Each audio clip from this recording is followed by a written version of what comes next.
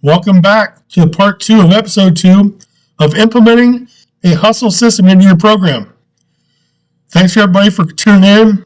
We'll have part 3 out tomorrow to wrap it up and enjoy.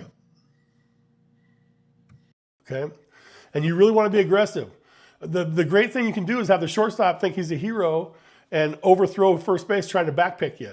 All of a sudden now you're in scoring position. Okay, you want to force throws. You want to be that aggressive. Something or someone must stop you from taking the next base.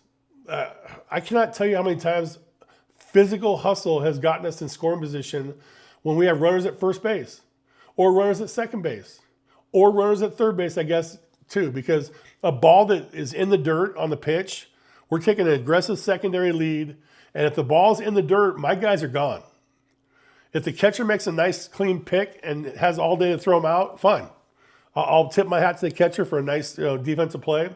But most of the time in high school baseball, when that ball, it's a curve ball, it's like a breaking ball count, or it's a fastball, you can read the trajectory from first base that the ball's going to be down. And as soon as that ball hits dirt, man, we are secondary and gone. It's just an aggressive base running tactic. And it's really helped us score runs, over my career. And the best players are the ones that they read it the best. Like you can read the ball out of the hand of the pitcher and the trajectory of the ball. And it just really turns things around. It gets the dugout fired up. You get in scoring position. You get extra 90. You get an extra hard 90. And the more you can get, the better. Develop a desire to force the issue on each play. You gotta have players that will force the issue. Now, we're not talking be stupid. Take your aggressive turn off first base and get like halfway between the base so that you get backpicked. But you want to get to a point where you see the ball coming in from the outfielder and you see it's going towards the shortstop and you hustle back. You know what I mean? You want to force an issue on each play. And you got to be ready to move on every play.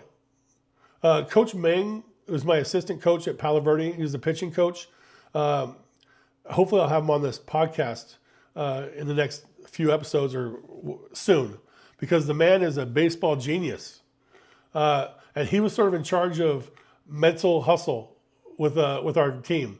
And what we'd do is at the end of every practice, we'd have everybody get into an infield position, an outfield position, basically go to your position, but we'd switch positions all the time so guys would get different routes. And he would do a scenario like balls in the right center field gap. Okay, and there's a guy at first base, and we're relaying to home. And we wouldn't use the ball. We'd just have the guys do what they would do. So the right and center fielder go get the ball in the gap. Okay, the left fielder comes in and backs up third base, just in case we got to back pick third, so he sort of stays back in between the angles of where the throw might come from home plate or from right field or short second base. And, we got guys moving all over the place. And it's like a quick movement. And we'll just run through the movements. And we'll do all kinds of different scenarios, like pass ball down that gets away from the catcher towards the first base dugout. And we have guys crashing in and doing this and backing up the pitcher on a pass ball. And it just teaches and trains everybody to be tough, to be mentally tough for hustle. And move on each pitch. The worst thing you can have is a defense that just stands out there in between pitches. First of all, pitchers got to throw strikes. We'll talk about that later on in a different podcast. But you got to move, and you got to move around. A good bench coach that has an idea and a scouting chart on the hitters for the other team, what their tendencies are, will have guys moving during the pitch or before the pitch every time towards their final destination. But it's a 1 or 2 step movement, and it's just to get yourself ready every time. It's to mentally focus every time. What does a mental hustle look like? Sorry, let me get this.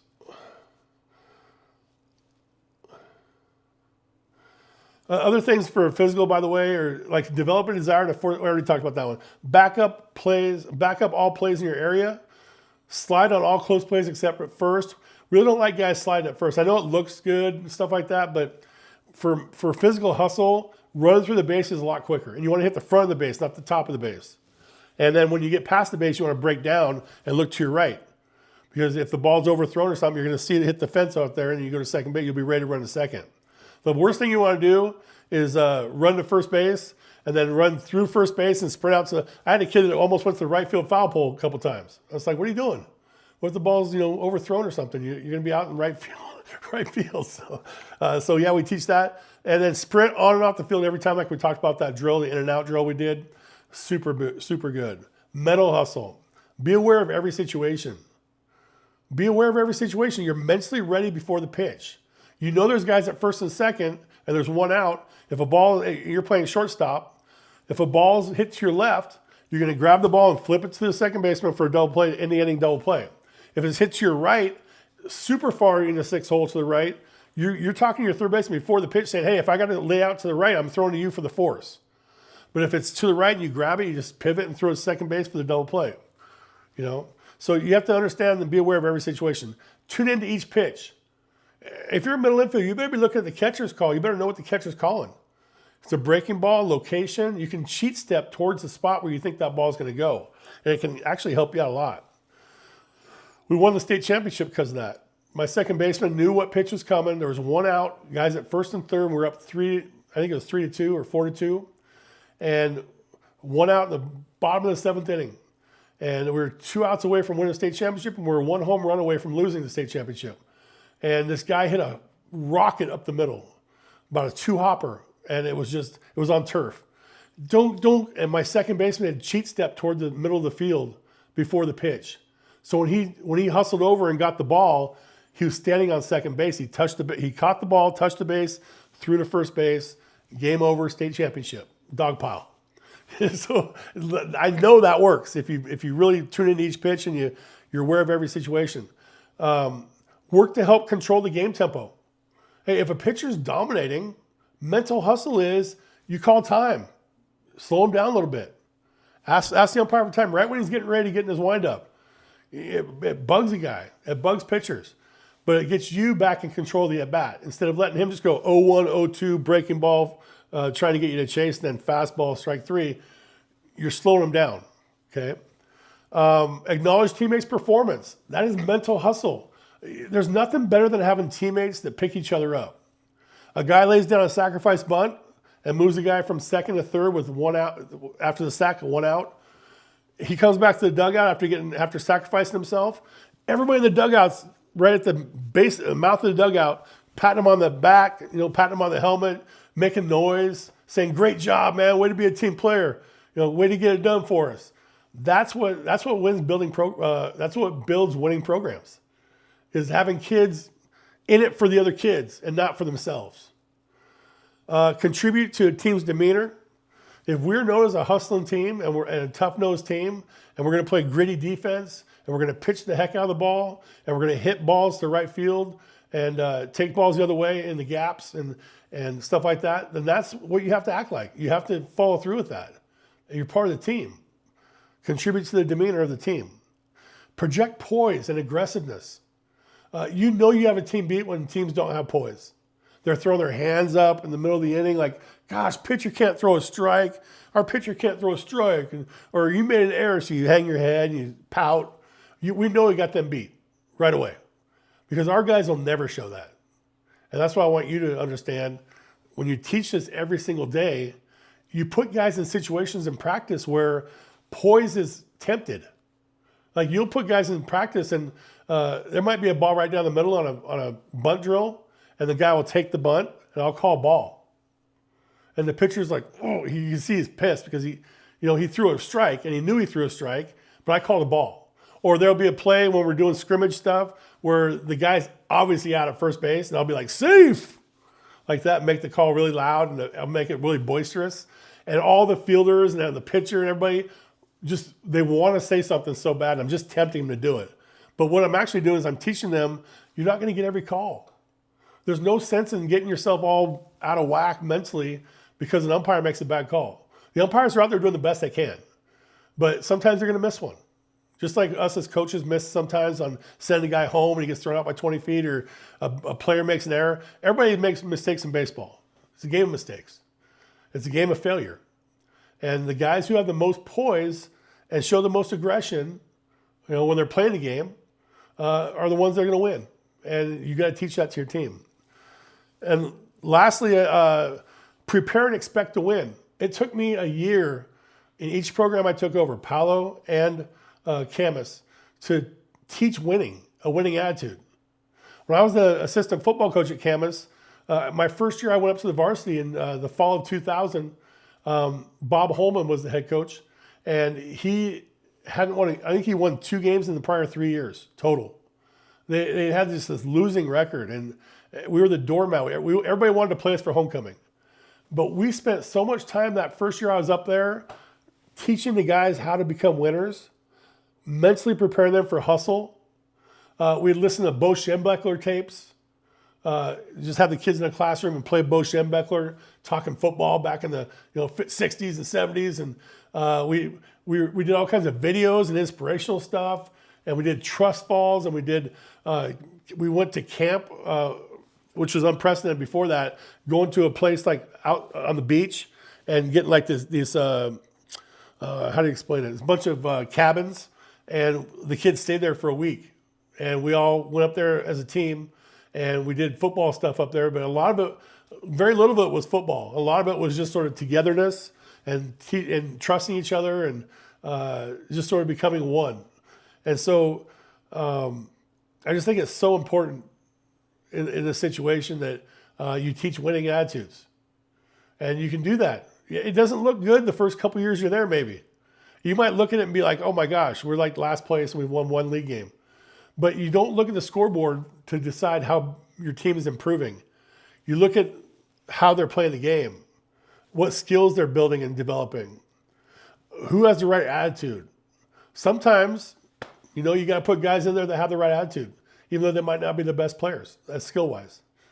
And that's just the coach's job. But I mean, it's a tough thing to do. But if you want to instill mental hustle, you got to police it too.